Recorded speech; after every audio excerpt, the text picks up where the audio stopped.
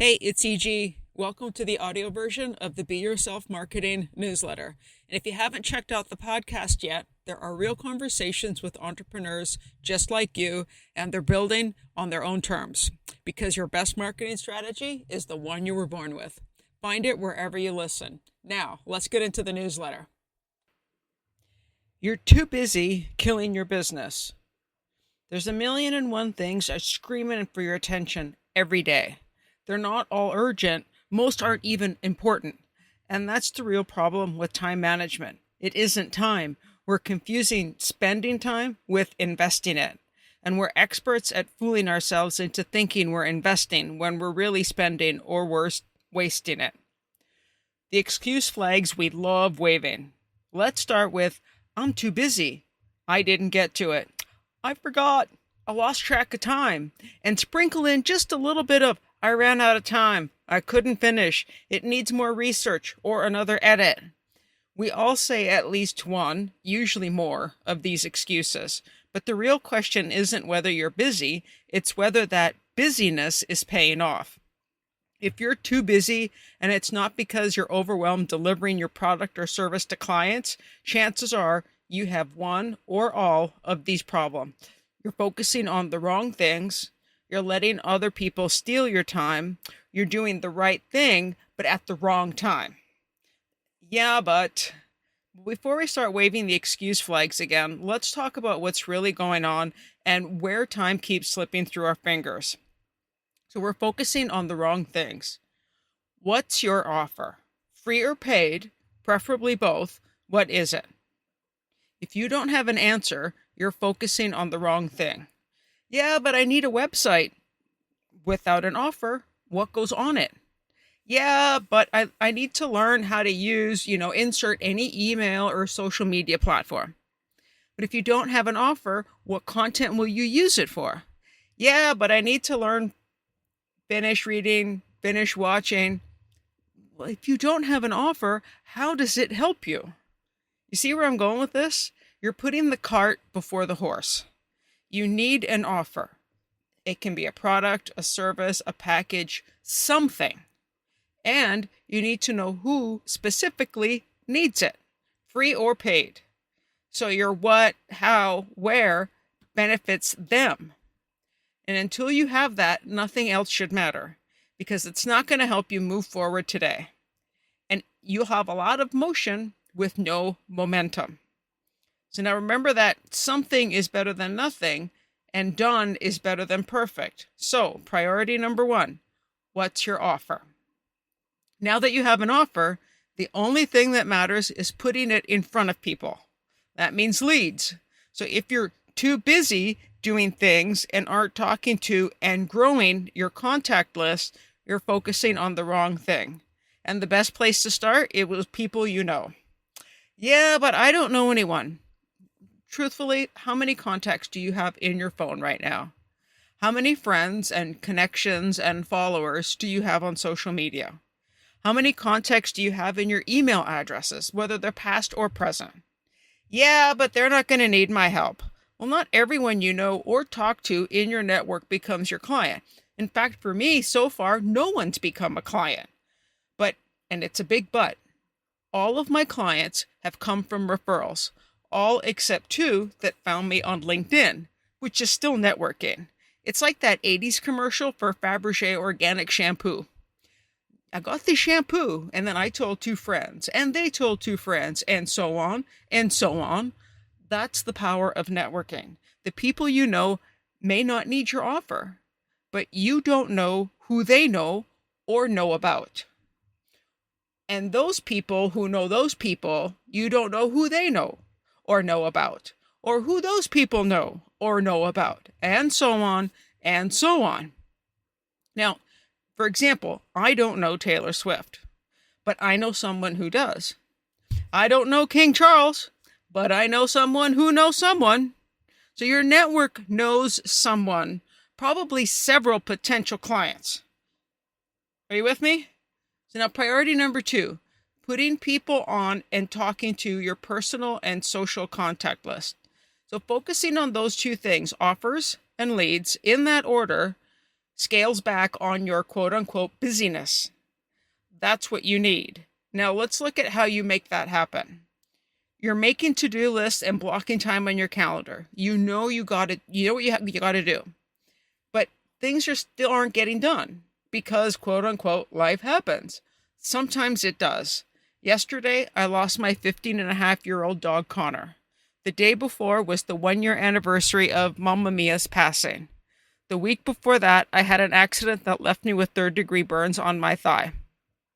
Yes, life happens, and we get hit with things we have no control over, but they're exceptions, not the rule. The truth is, more often than not, we're relinquishing our power. We're letting others steal our time. Where is your attention going during the day? Can you list absolutely everything you've done and how long you spent on it? Try it on yourself for yesterday. What did you do? How much time did you spend on it? Now compare it with what you wanted to do and the time you wanted to spend on it. There's this thing called time vampires. It came up in a book, The No BS Time Management for Entrepreneurs by mega marketer Dan Kennedy. So time vampires are literally people sucking the life out of your day and leaving you feeling drained. And that totally applies to non-people related things too, like social media, email, the news, pets. So you need to set and honor your boundaries. The Dan Kennedy will literally hang up on you mid-sentence if you go over your allotted time, especially if you show up late to a meeting, even if the meeting is to sell his own stuff. I've actually sat on calls where he's done it. That doesn't mean you should hang up on people, don't get me wrong, but you can start setting boundaries. Clients do not get my phone number. I don't have WhatsApp. A free Zoom hangs up on you after 40 minutes. That's still 30% more time than scheduled for a half-hour call. When I'm in my office, I'm in work mode. If it's not work-related, it's not happening. Mamma Mia learned that the hard way. My office was under her kitchen. She was legally blind, hard of hearing, and walked around with canes, which she also used to bang on the floor to call for me. The problem was that her banging was more want than need, and they all carried the same urgency until we created a scale. Change the chief channel on the TV. Fill the water bottle and put by the plant so I can water them. There were days I had more of a workout for both of us. The faster and the harder she banged, the more urgent it was. Think about it. If you were at an office working for someone else, instead of at home working for yourself, would that same interruption happen? Probably not. We need boundaries, especially when we work from home. Right, so now priority number 3, identify who's banging on your ceiling and set up an urgency scale. The point isn't just to keeping people out. It's about creating space where you can actually do work that matters. And that leads to your next challenge. Not all hours are created equal. So you could be doing the right things at the wrong times. Your time is your own, and nothing short of a medical emergency or natural disaster will distract you. But if you're a night person instead of a card-carrying member of the 5 a.m. club, all that planning, prioritizing, and protecting is going to backfire badly. I fall into the 5 a.m. club. Most days I actually wake up without an alarm. And that's when I'm most productive. I read books and I exercise my brain.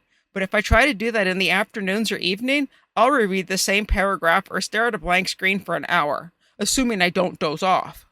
I have clients who are the opposite. They'll send me emails in the middle of the night. I had 2 hit my inbox before 4 a.m. today. One at 3:16 a.m. and another at 3:55. That's the beauty of email over text messages or WhatsApp and phone calls. You work on your time, I'll work on my time. And as long as there's a little bit of overlap, it's going to be a win-win. The key is knowing what time works for you. And if you're not sure, try different times. Give it a week or 2 so you can see if it sticks. Doesn't work? Try another time for a few weeks. Now, there will be exceptions. Find the rule that works for you. Priority number 4, find the best time instead of quote unquote any time. That's it. Seems like a lot because of all the reading, and all the listening, but it's just 4 things. So let's recap. Build your offer. Generate leads. Protect your time with boundaries and do the right things at your right time. So create the space and the system to focus. I personally use Post-it notes. I have one client that uses Notion. I have a few people that talk to ChatGPT, and I even have clients that use ClickUp, proven to be a surprisingly beneficial tool given I favor Post-its. Now, the bottom line, nothing is ever going to be perfect. My day rarely, if ever, never, goes exactly as planned. Even with all the guardrails that I put up, some days are great, others suck. But we've got to be honest with ourselves about what happened. I let myself get sucked into Netflix. I procrastinated by spring cleaning the house in January. Celebrate what worked, acknowledge what didn't, learn from both, and focus on what matters most right now.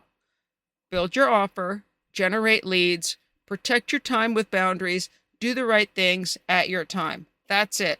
Just 4 things. Connor reminded me of that yesterday. Mamma Mia taught me that with every tap of her cane. Life interrupts, sometimes in heartbreaking ways, and sometimes they're little taps that just pull us away. Offer, leads, boundaries, timing. Get those 4 right, and then too busy starts looking a whole lot more like profitable. Everything else, noise. Be honest about where your hours go and be bold enough to protect them. Your week won't just feel different, it pays different. So, where do you focus first? Let me know. I'll send you free resources that can keep you moving, because the sooner you invest your time, the faster it pays. Make it a great time invested week.